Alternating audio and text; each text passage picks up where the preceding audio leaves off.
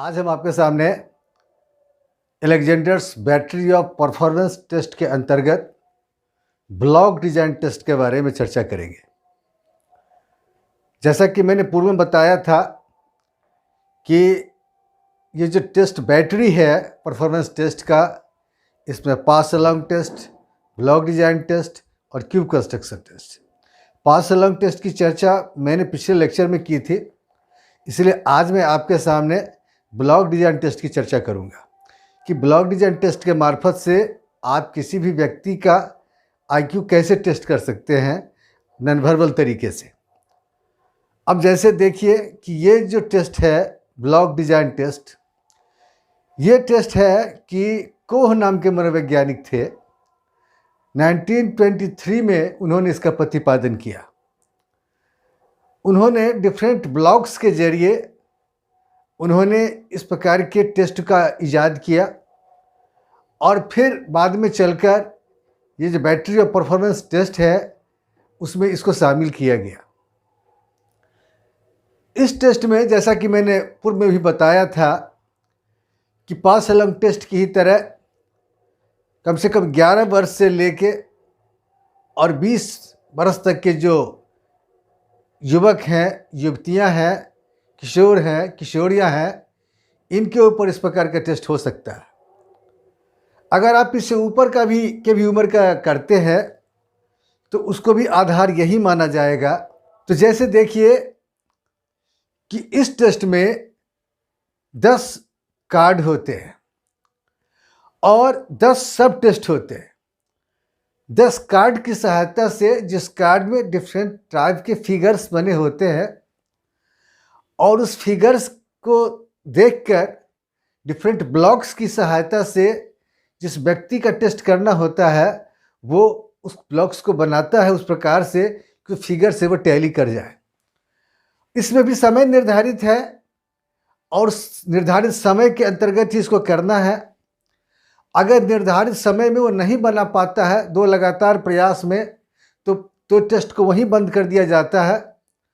और अगर कोई टेस्टी जिसका कि टेस्ट किया जा रहा है जब वो निर्धारित समय के भीतर बना लेता है तो फिर उसके बाद जो वो टेस्ट करने वाले को बताता है, फिर उसको बंद करके दूसरे टेस्ट की फिर तैयारी की जाती है। इस टेस्ट में 1 इंच इंटू 1 इंच के 16 ब्लॉक्स होते हैं और ये जो डिफरेंट ब्लॉक्स होते हैं ना, इनका जो किनारा होता है उसमें विभिन्न प्रकार के रंग होते हैं, जैसे लाल, उजला, पीला, नीला, आधा उजला, आधा लाल, इस प्रकार के उसके किनारे होते हैं जो साइड होते हैं उसके।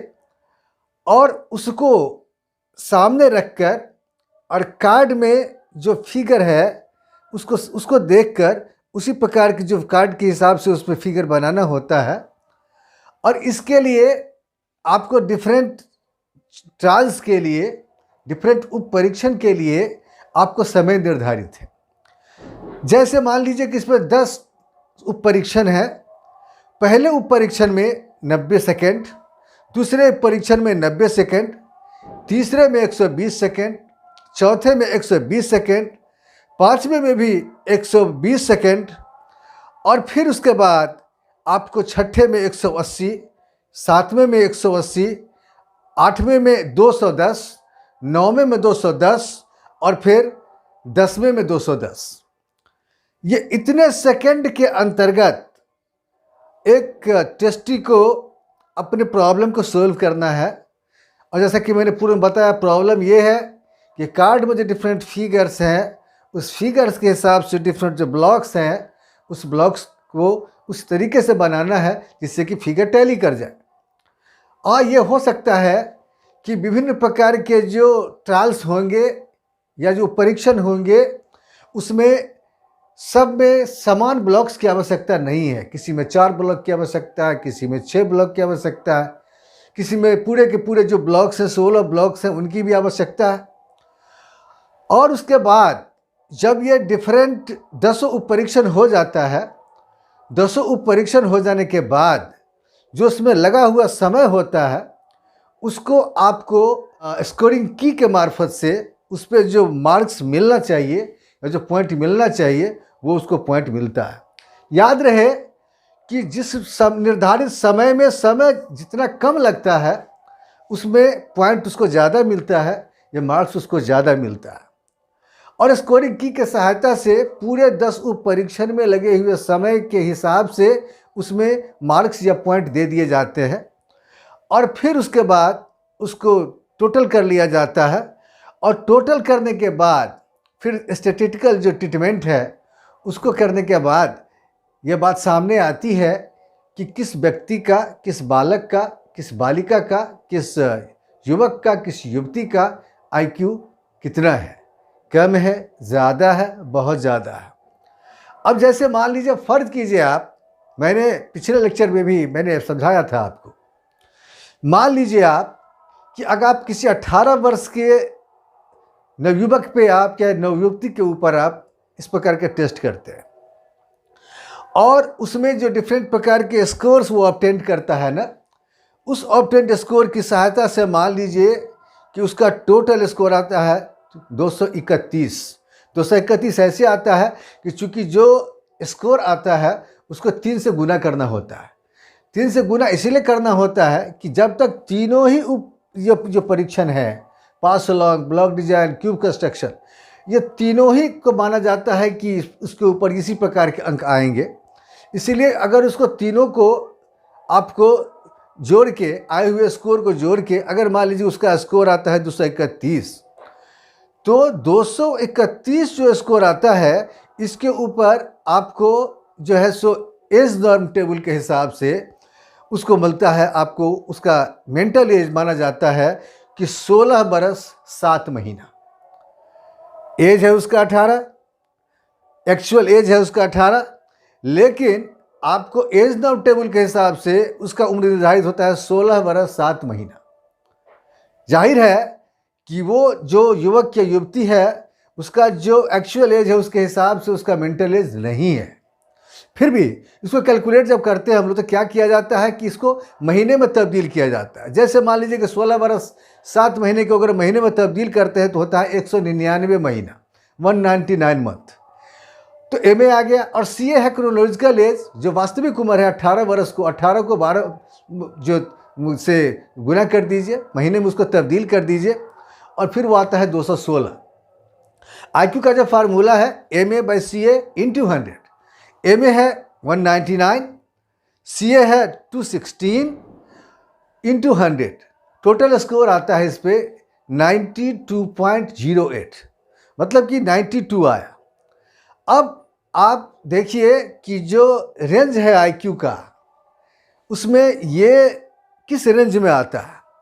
जाहिर तौर पे मैं आपको इस वीडियो के साथ जो वैल्यू ऑफ आईक्यू है मैं उसका भी एक परफॉर्मा आपको दूंगा, जिसके सहारे से कि आप उसको देख लेंगे और इससे पता लगेगा आपको कि किस रेंज में है। जैसे कि वो वैल्यू ऑफ आईक्यू का जो रेंज है उसके हिसाब से 92 जो है वो एवरेज की कैटेगरी में आता है।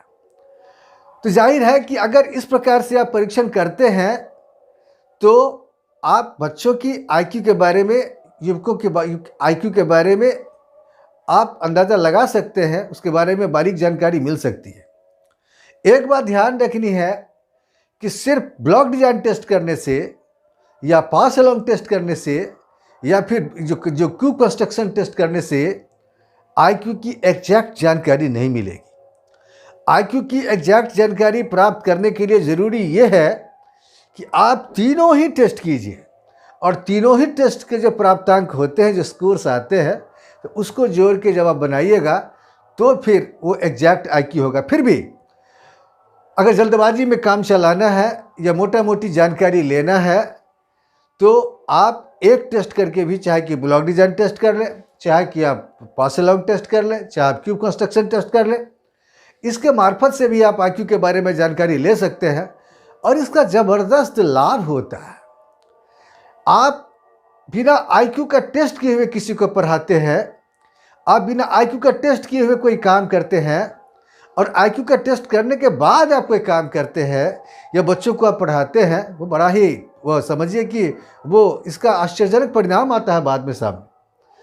खासकर lower education to higher education जो हमारे शिक्षक बंधु मेथोडोलॉजी का जब प्रयोग करते हैं या फिर विशेष प्रकार की जो शिक्षा देते हैं बच्चों को, उसमें आईक्यू का ज्ञान बहुत ही ज़रूरी है। और ख़ासकर जो लोग विभिन्न प्रकार की परीक्षाओं की तैयारी में लगे हैं, अगर उनको अपनी आईक्यू की जानकारी हो तो फिर उनके लिए भी तैयारी करना बड़ा आसान हो जाएगा। अब देखिए कि विभिन्न प्रकार की जो परीक्षाएं जो प्रतियोगी होती हैं, उसमें आज का ज़माना है, चलन ये है कि ऑब्जेक्टिव टाइप ऑफ क्वेश्चंस रहते हैं।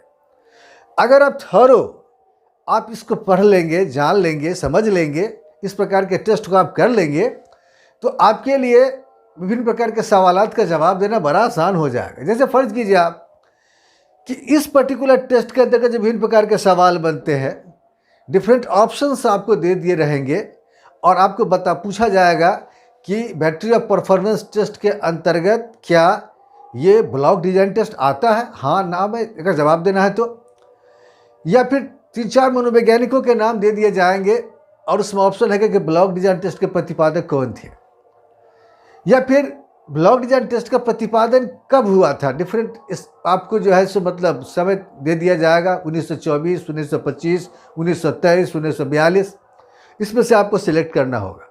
या फिर इसमें सवाल फिर ये भी बन सकता है कि ब्लॉक डिज़ाइन टेस्ट में कितने ब्लॉक का इस्तेमाल किया जाता है।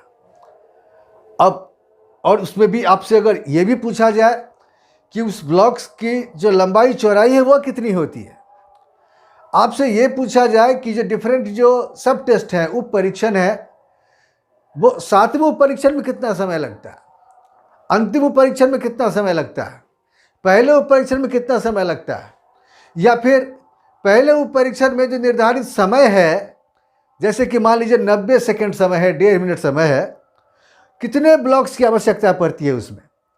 ये जो विभिन्न प्रकार की जो चीज़ें हैं, आप जब इस प्रकार के टेस्ट को सही प्रकार से कर लेते हैं तो कितना भी टफ से टफ क्वेश्चन हो, आपके लिए जवाब देना बड़ा आसान हो जाता है।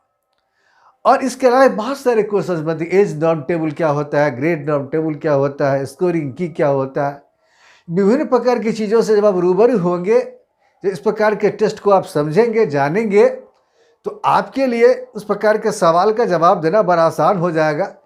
फिर मैक्सिमम लड़के जो तुक्का मार के कम्पिटिटिव एग्जामिनेशंस में जवाब देते हैं, माइनस मार्किंग का शिकार हो जाते हैं, वो नहीं होंगे। तो आगे हम इसी क्रम को आगे बढ़ाते हुए आपके सामने क्यूब कंस्ट्रक्शन टेस्ट, हम उसकी चर्चा आपके सामने करेंगे।